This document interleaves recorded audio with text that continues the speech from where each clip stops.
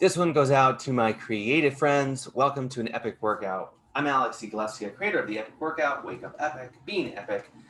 There's a few things that are epic, and really the thing that's epic is about you. Now, today's Gene Keys workout, Human Design workout, Hexagram workout is around the 26th hexagram, which starts yang, yang, yang. So we step forward into the world, get active, and go wide. So we're in mesh. With UZAZU, the Mind Body method, we're in mesh. So we're going to embody the bottom trigram with mesh, which is to say, we're in the world, we're active, we're collaborating, we're engaged, there's a sense of joy and interest. That's the ideal state. Of course, we could be blocked or be in the shadow of it. From that mesh, we step back into self. We go back, we go wide and down into cradle. Cradle, ideal state, is care, thoughtfulness. The tension is over here in what you have. There's a sense of owning your value. So the 26th hexagram, the embodied story, is something about stepping into the world in a place of joy and collaborative energy. And from that space, then coming in to a cradle, into a thoughtful, caring, owning energy. What we'll do in this practice, we'll do a little insightful work around that hexagram. We'll do a few mobility movements. We'll do one more slightly challenging exercise, strength and conditioning movement, and we'll do a lightly but deeper dive into the 26th to shore up and integrate where you might be experiencing the shadow, the gifts, or the city. So the themes then from Gene Keys is the shadow of pride, the gifts of artfulness, and the city of invisibility. But we're going to be exploring that purely from the embodied mechanics of it. Are you ready? Here we go. Let's start with mesh. From mesh, step back into cradle. From cradle, step back into mesh. So just get a sense of these movements. We're forward in the world and active and looking up. Everything is up, forward, wide, right? It's sort of like from all this, I can do all this. I can be in all this, something like that. Then cradle, which in this context, from all that, I can be with just this. How many creatives have challenge with owning their value? From a place of collaboration and the work that they do, that they're putting in the world, and then actually appreciating what they do, or appreciating too much. So I want to share this insight. We can be blocked in three basic ways. Instead of being upward and out and wide and having the ease with this, just being visible and seen and heard and no problem, we can be stuck in the forward or back. We can be stuck how narrow or wide we are. We can be stuck how up or down we are. So dimensionalizing it. So what would happen from a point of view of pride and artfulness and visibility if instead of being mesh up here and looking up and enjoying and being in awe of what's possible, we're kind of here, eye level, or looking down at people's feet. And we come into our cradle, but instead of being down here and letting everything else be, we can caringly be with what is here, we stay a little bit high. So to me, there's easily a sense of pride, even arrogance, in kind of cradling up here, like, yeah, look what I did. Yeah, I'm here to collaborate with you. Yeah, I'm pretty awesome.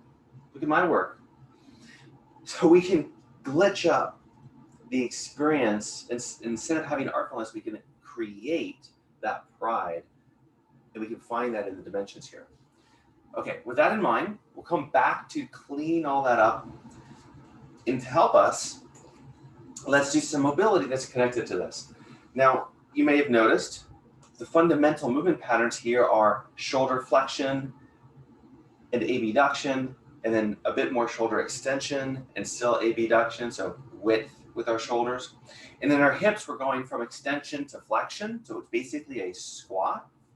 So the two movements we'll play with for shoulders and for hips before we do our strength movement is to get something that you can create some light tension. Now, if you don't have anything, you don't have to have this, but it's helpful. It'll give you a little bit of external feedback.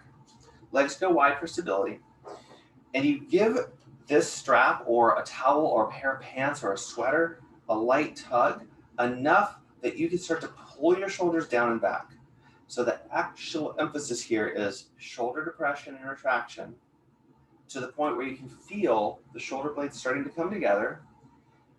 The serratus anterior, the muscles around your ribs coming down from your shoulder blades, wrapping around. This is actually a really effective core exercise. So light tension on your object, and from there, raise your arms, but the moment you lift your shoulders, you've gone too much. So you're gonna keep pulling the shoulders down as you come up, and then back down. So you'll do a handful of these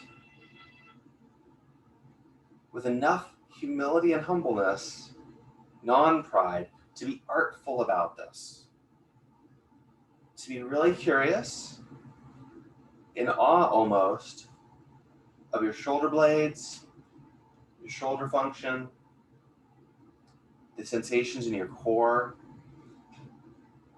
There's just a couple more times. Now, as you go down, you have an opportunity to re-depress your shoulders, imagine squeezing your shoulder blades together behind you a bit. Now, not sticking your chest out. This is part of where the core comes in. So you're keeping your ribs down. The slower you go, the better. No rush with this. Don't let your ego override good posture mechanics and the artfulness of your shoulder movement. The last one.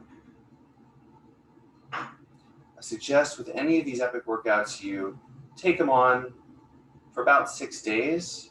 You repeat the movements as, perhaps the beginning of your exercise, but also there's a way in which the 26 hexagram colors how we're doing the movement. So we're doing it from a place of, there's a lot that's possible, and getting more and more small in a way, more and more concentrated and focused and caring on the quality of the movement. Our second movement pattern is going to be in the hips. Now, you have a few options to do this. You can do this standing and maybe get a little bit of support balance, or do it purely with balance. The movement is a hip rotation, a few specifics. You can also do this lying down, which I won't do right now just because of space reasons.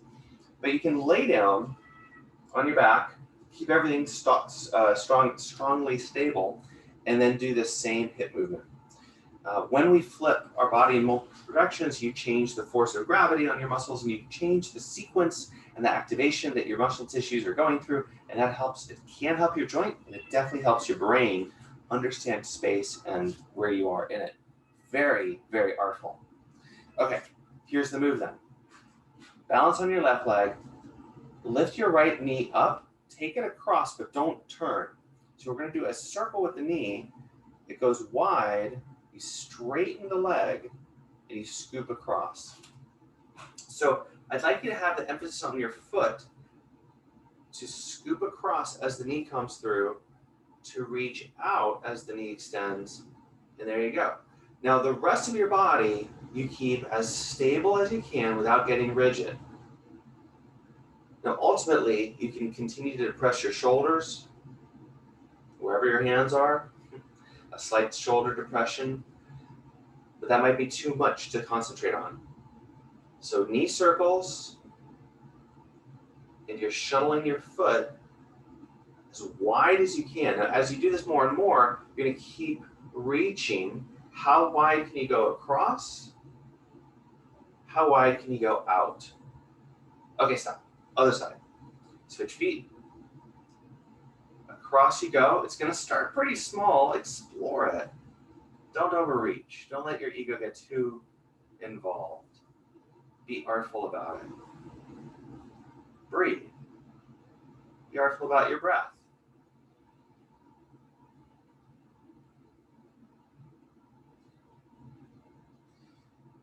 With breath and with movement patterns, one thing that stands out from the point of view of this 26 hexagram, if we're going towards invisibility, if there's something about integrating this that allows us to flourish with invisibility. What the heck is invisibility? Well, what happens to your breath when you're not needing to concentrate on it and it's not a problem? It fades into the background. And what a gift of that to represent mastery. So it's a whole new perspective on mastering your craft to get to the point where there's no more glitches, there's no, the term that comes to mind, go ahead and relax and rest, is the unconscious and the conscious competence. We go from unconscious incompetence, conscious incompetence, conscious competence, and then unconscious competence, invisibility. Okay, our final move then. By the way, you can take those hip circles and go the other direction, and you can do it again, you can do it laying down. So lots of opportunities to play with that.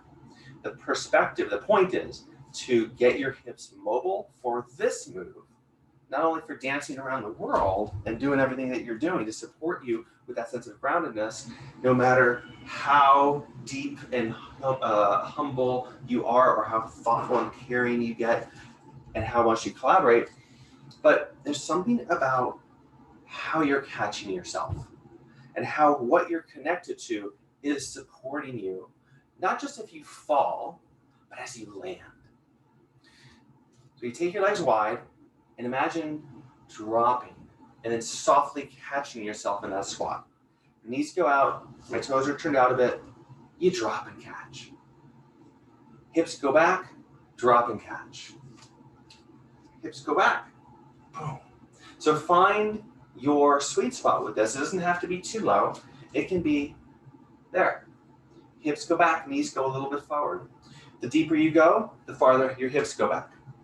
So there is more and more skillfulness required the deeper you go, but my point for you right now is to catch. To start tall and catch. Now, if we were to take this one step further, this is related to kettlebell swings. So we can try that in a second, just to give you a little bit of a vision. So let's go for about 5 more reps, drop down and catch, come back up with quality, drop and catch.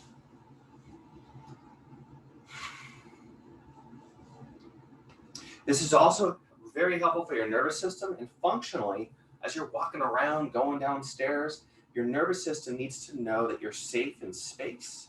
If you want to be safe to play, safe to do things, and getting out of just your normal walking ruts, this is a really helpful movement. We've done squats, we've done some shoulder mobility. Now let's move back into purely working with the hexagram embodiment. We'll start with mesh. And our point now is, our purpose is to clean up any radical inauthenticities you've got that's creating that pride energy. Allow the gifts, the possibilities to come forward with your own sense of artfulness, and then let a lot of that go into unconscious competence in an artful, beautiful, invisible way. So start with mesh, looking up and active, and then gently come back and down and wide. One more time, just purely mechanically.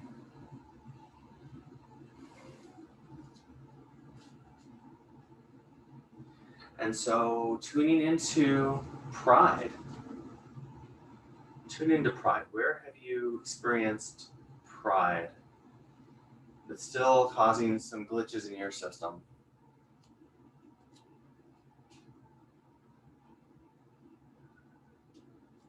And how does your body want to reflect that? Do you want to look more up or down or go more narrow? Like, how does your body kind of leave this this mode that we've been playing with? What happens as you step back in the cradle? Do you want to try maybe staying too tall? Stay tall and try it out. Feel the pride and the arrogance of it. Or modify your body in a way that gives you a sense of more pride in a negative, shadowy kind of way. Now, for artfulness, start to direct your attention more down in cradle, more caring, more I got you, and more up, more awe, like, almost like you're looking at the stars, more down. Let everything go. And more up. Fully have faith you're supported.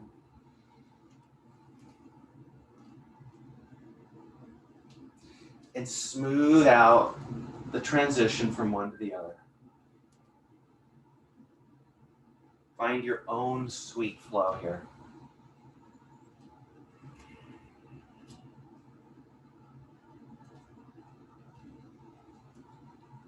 Let your attention to the movement fade into the background. Allow the movement to be beautiful without focusing too much on it.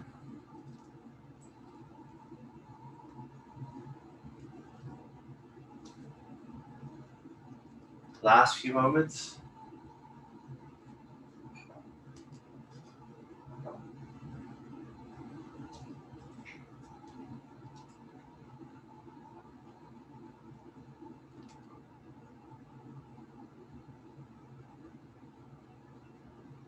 And rest.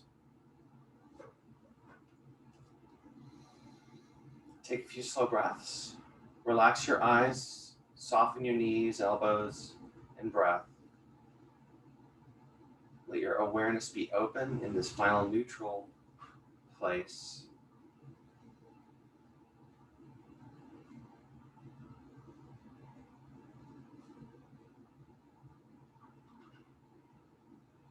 Open your eyes, scratch, rub the outside of your body, the skin, the yangness. A little bit of a tap. Final wake up for our movement today. Thank you for participating in Wake Up Epic. I hope this epic workout has been a joy for you. And my creative friends, whatever you're working on, enjoy it. Don't have too much pride. Find your gifts of artfulness. I'll post a few more videos here that you can play with and practice with. And until I see you next time, thanks for being epic. Thanks for being you.